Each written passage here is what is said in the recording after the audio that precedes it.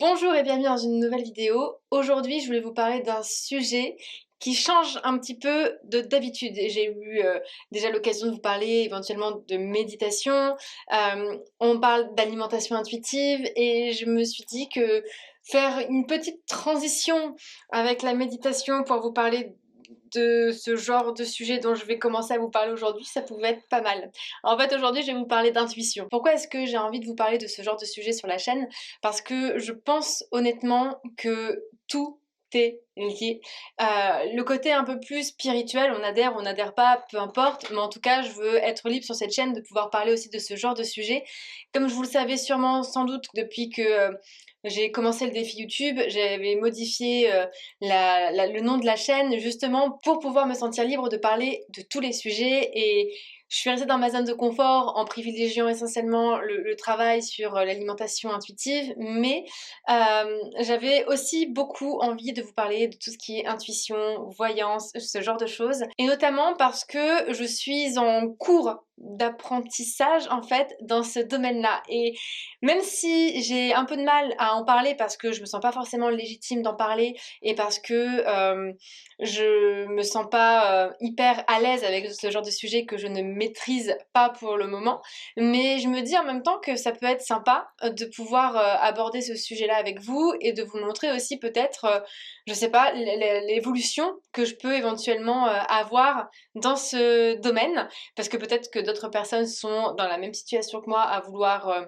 évoluer dans ce genre de choses et qui n'y arrivent pas ou qui n'osent pas ou bref, que sais-je. J'aurais bien aimé, j'en ai pas encore trouvé de chaînes qui sont un petit peu dans cette optique-là, de raconter un petit peu leur parcours et leur progression au fur et à mesure du temps en fait. La plupart des personnes qui ont fait des vidéos sur YouTube sont des personnes qui maîtrisent déjà un petit peu le sujet. Tout ça pour vous dire que c'est pour ça que je vous partage ce genre d'infos et parfois même mes propres expériences. Donc si le fait de parler un peu de paranormal ou voilà, de spiritualité, c'est pas quelque chose qui vous botte trop, eh bien entendu, je vous laisse boycotter cette vidéo pour aller regarder d'autres vidéos sur la chaîne qui parlent purement et simplement d'alimentation intuitive. Ça fait maintenant plusieurs années que j'essaye de me reconnecter à mon intuition. Alors je dis me reconnecter, je suis pas sûre qu'à un moment donné j'ai été totalement déconnectée. J'ai l'impression en fait qu'il y a eu une cassure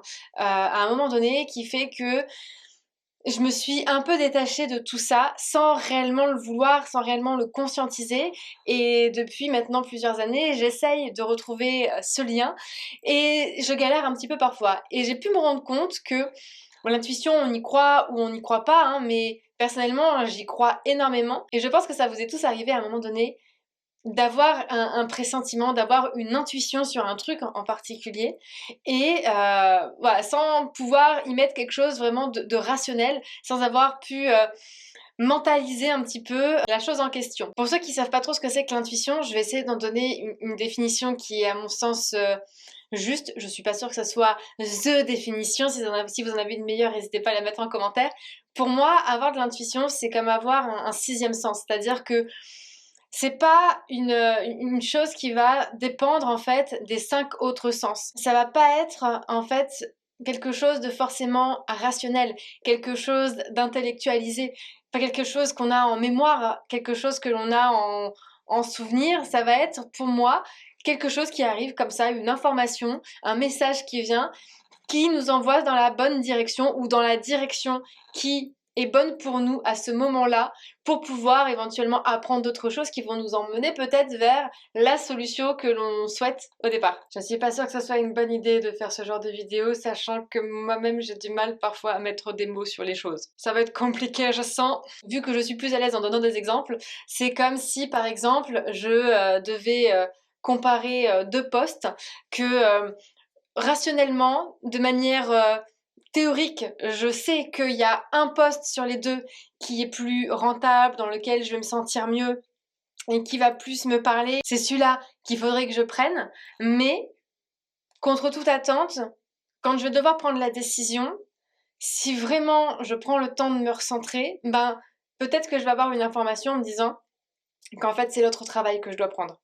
Malgré le fait que j'ai conscientisé, analysé, intellectualisé le fait que c'est l'autre que je devais prendre. Et ben c'est ça en fait pour moi que j'appelle de l'intuition. C'est ce qui va nous faire aller vers une direction que l'on n'aurait peut-être pas pris à la base, mais on sait pas pourquoi, il y a un truc qui nous envoie dans cette direction-là. C'est un petit peu comme cet exemple qui a été entendu et réentendu des dizaines et des dizaines de fois avec les personnes, par exemple, qui ont eu cette intuition qu'ils ne devaient pas monter dans l'avion parce qu'ils avaient un mauvais pressentiment et qui ne sont pas montés dans l'avion et qui se sont rendus compte que l'avion avait eu un problème, qui s'était crashé ou qu'il y avait eu un autre souci.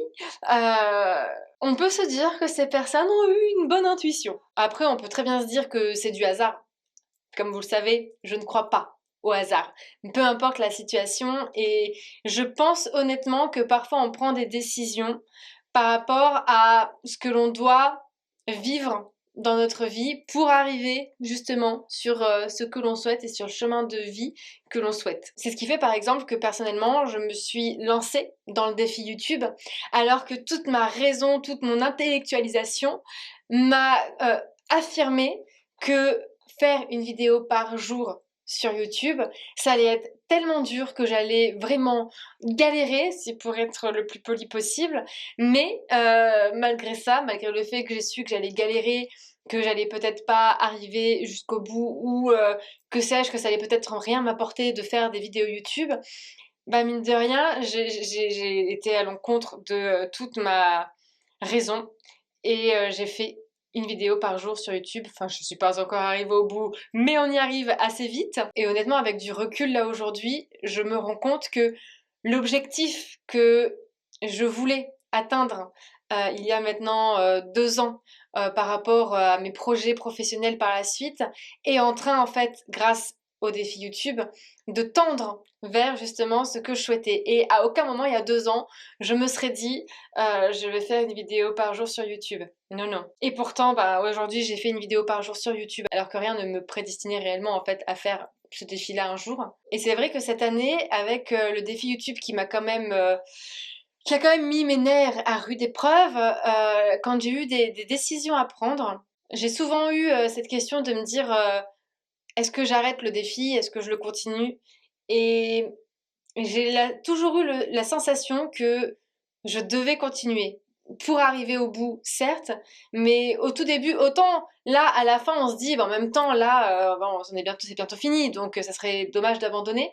Mais au début, il n'y avait pas grand monde en fait qui me suivait, enfin pas grand monde selon moi, et je me suis dit, enfin j'avais rien à perdre, clairement j'avais absolument rien à perdre, mais je sais pas, il y a eu ce truc qui m'a fait dire qu'il fallait que je continue.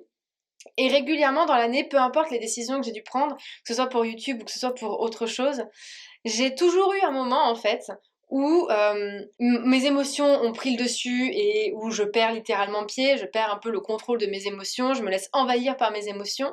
Mais il y a toujours en fait un calme qui vient se réinstaurer juste après. On parle souvent du calme avant la tempête, bah là j'aurais plutôt dit le calme après la tempête, c'est-à-dire que d'abord ça part en cacahuète et après il y a un temps en fait où c'est un peu comme si je me retrouvais en apesanteur et où je pars en fait en introspection et où en fait j'essaie de ne plus penser à rien, de faire le vide, et c'est souvent en fait dans ces moments-là que les solutions arrivent à moi sans vraiment que j'ai besoin d'intellectualiser le truc. Donc le truc que je fais moi personnellement et qui pourrait peut-être vous aider ou vous servir peut-être dans votre quotidien, c'est que quand j'ai une décision hyper importante à prendre, en fait, une fois que le vent de panique est passé, parce qu'il y a toujours le vent de panique, en fait, je vais chercher à me recentrer.